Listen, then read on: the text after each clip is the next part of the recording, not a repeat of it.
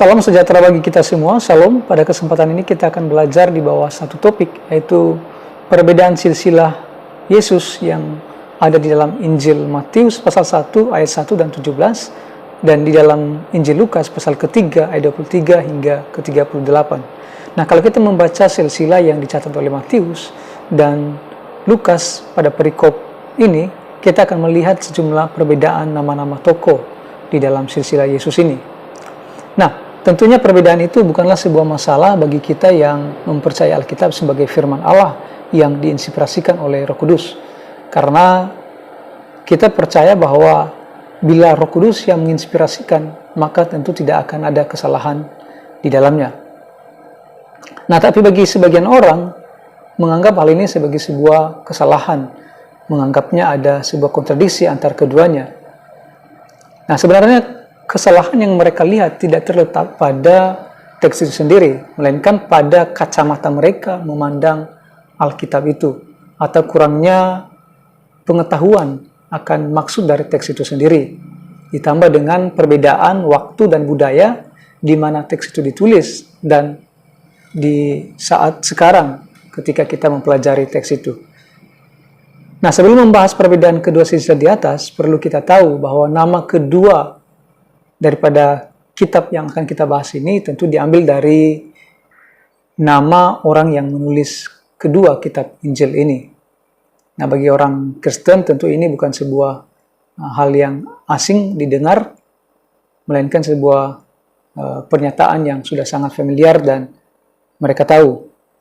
Nah, namun bagi orang-orang yang belum banyak tahu tentang Alkitab atau non-Kristen yang tidak mempelajari Alkitab, tentu akan sangat bingung ketika mendengar ada Injil Matius dan ada Injil Lukas.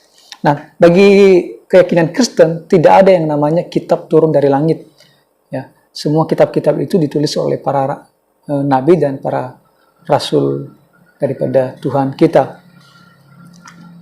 Nah, Matius ini adalah salah seorang dari ke-12 rasul Tuhan Yesus, tercatat dalam Matius pasal 9 ayat 9 hingga ke-13 dan pasal 10 ayat 3. Dan sebelum ia mengikut Yesus, ia bekerja sebagai pemungut cukai.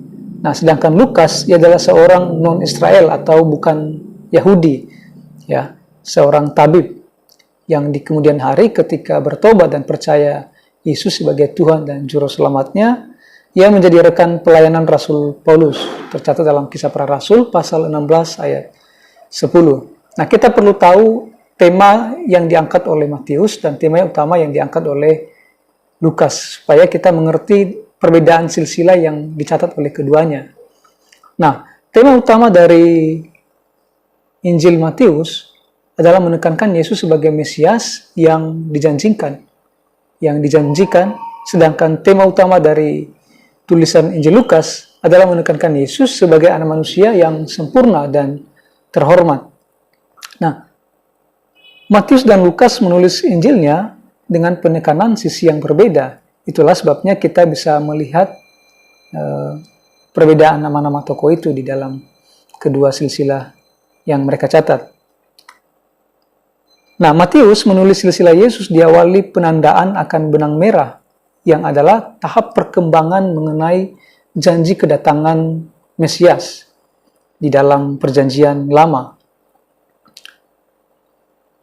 Itulah sebabnya di dalam ayat 1, Matius mencatat, inilah silsilah Yesus Kristus, anak Daud, anak Abraham. Ya, sebelum dia mengurut-urut silsilah dari Abraham sampai ke Yesus.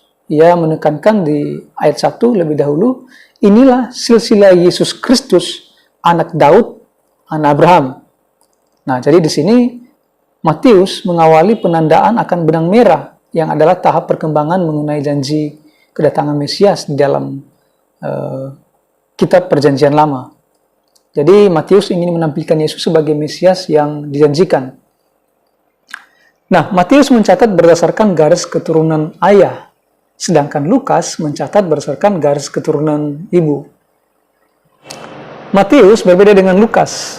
Ketika menarik garis pada bagian tahap silsilah Yesus, ia menarik dari garis Salomo yang adalah anak Daud, hingga ke Yusuf yang adalah suami dari Maria ibunya Yesus atau yang melahirkan Yesus. Menarik karena Matius ketika tiba pada Yesus, ketika dia mengurut-urut silsilah keturunan Yesus, ia tidak mengatakan Yusuf memperanakan Yesus. Ya, berbeda dengan urut-urutan sebelumnya ketika ia mengatakan Abraham peranakan ini dan seterusnya. Tapi ketika tiba pada Yesus, ia tidak mengatakan demikian, Yusuf memperanakan Yesus. Melainkan ia mengatakan suami dari Maria yang melahirkan Yesus. Nah, frasa ini menegaskan bahwa kemanusiaan Yesus secara keturunan bukan berasal dari Yusuf. Yusuf hanyalah ayah Yesus secara hukum karena pernikahan Maria. Jadi, Yusuf bukanlah ayah kandung daripada Yesus. Nah, apa pentingnya penegasan ini? Nah, rupanya kalau kita melihat sejarah, dalam garis keturunan Yusuf yang ditarik mulai dari Salomo, ada satu masalah di mana Allah menolak keturunannya akan duduk di atas takhta Daud. Terdapat dalam Yeremia pasal 36 ayat 30. Nah, ini terjadi mulai dari generasi Yoyakim. Jadi seperti ini. Setelah Yosia, mestinya Eliakim atau Yoyakim, kemudian baru Yehonya atau Yoyakin. Namun di sini Matius sengaja melompat Eliakim atau Yoyakim langsung ke Yehonya atau Yoyakin dan kemudian seterusnya. Karena itu Matius memberikan penekanan dengan frasa suami Maria yang melahirkan Yesus, bukan Yusuf memperanakan Yesus.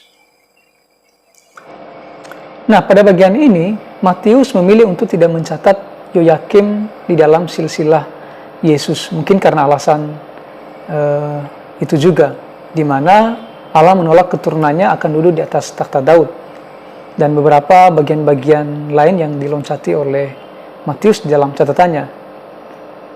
Nah, selain itu, Matius mau menekankan penggenapan akan janji Allah. Yang pertama mengenai berita kemenangan yang menyeratkan rencana Allah atas keselamatan manusia dari dosa melalui kehadiran Sang Mesias yang berasal dari keturunan perempuan. Itu terdapat dalam Kejadian pasal 3 ayat 15. Nah, janji ini dalam ilmu teologi disebut dengan istilah proto-evangelion, ya. Kalau kita membaca dalam Kejadian pasal 3 ayat 15, Injil pertama. Aku akan mengadakan permusuhan antara engkau dan perempuan ini, antara keturunanmu dan keturunannya. Keturunannya akan meremukkan kepalamu, dan engkau akan meremukkan tumitnya. Jadi di sini Matius mau menandai penekanan akan penggenapan janji Allah. Yang pertama mengenai seorang Mesias yang akan membebaskan manusia dari dosa. Lukas menulis silsilah Yesus diawali dengan informasi permulaan pelayanan Yesus dan usia Yesus saat dia memulai pelayanannya itu. Ia mencatat silsilah Yesus dari garis keturunan ibunya. Nah, di sini Lukas mencatat Yesus disebut anak Yusuf menurut anggapan orang. Jadi frasa ini perlu digarisbawahi, di mana Lukas mencatat Yusuf menurut anggapan orang, atau Yesus disebut sebagai anak Yusuf menurut anggapan orang. Lukas menempatkan Yusuf sebagai ayah Yesus karena pernikahan antara Yusuf dan Maria. Jadi dia bukan sebagai ayah kandung daripada Yesus. Nah, di sini dia menggantikan posisi Maria sebagai anak Eli. Namun tentunya penerimaan Injil Lukas pada masa itu tidak mungkin asing bagi mereka ketika Yusuf diberi posisi dalam daftar itu sebagai anak Eli. Karena secara otomatis Yusuf akan segera dikenal sebagai suami dari Maria, anak Eli. Nah, mengatakan menurut anggapan orang, nah ini frasa ini perlu diperhatikan, itu berarti bahwa orang-orang pada masa itu mengenal si Yusuf ini. Lalu kemudian menyebut anak Eli tanpa menyebut Maria. Hal itu dilakukan oleh Lukas karena mengikuti tradisi yang berlaku di Ibrani atau di Yahudi, di mana mereka jarang mencatat atau tidak sama sekali mencatat perempuan di dalam garis keturunan silsilah. Ya, jadi mereka hanya menyebutkan laki-laki untuk setiap keturunan mereka. Nah, Lukas menarik garis keturunan Yesus dari Nathan yang adalah anak Daud, saudara Salomo. Nah, sedangkan Matius tadi menarik garis keturunan Yesus dari Salomo yang anak Daud, ya. Nah, jadi disinilah perbedaan mereka. Perhatikan pada gambar ini, dari antara keturunan Nathan dan Salomo ada beberapa kesamaan nama yang tercatat di dalam keduanya. Nah, tentunya itu hanya sebuah kesamaan nama, bukan kesamaan orang atau tokoh, ya, karena beda garis keturunan, di mana Matius mencatat berdasarkan garis keturunan Salomo dan sedangkan Lukas mencatat berdasarkan garis keturunan Nathan. Jadi kesamaan itu bukanlah hal yang masalah dan tidak perlu menjadi sebuah kesimpulan di mana itu adalah sebuah kontradiksi. Dan adanya perbedaan jumlah urutan generasi antara keduanya, hal itu sangat wajar juga, karena Matius dalam mencatat silsilah tidak mencantumkan semua secara detail nama-nama tokoh di dalam generasi yang dia catat. Ia sengaja membuat lompatan pada tahap-tahap tertentu, seperti yang sudah saya jelaskan di atas tadi. Nah, karena tujuannya untuk menandakan Yesus sebagai Mesias yang dijanjikan.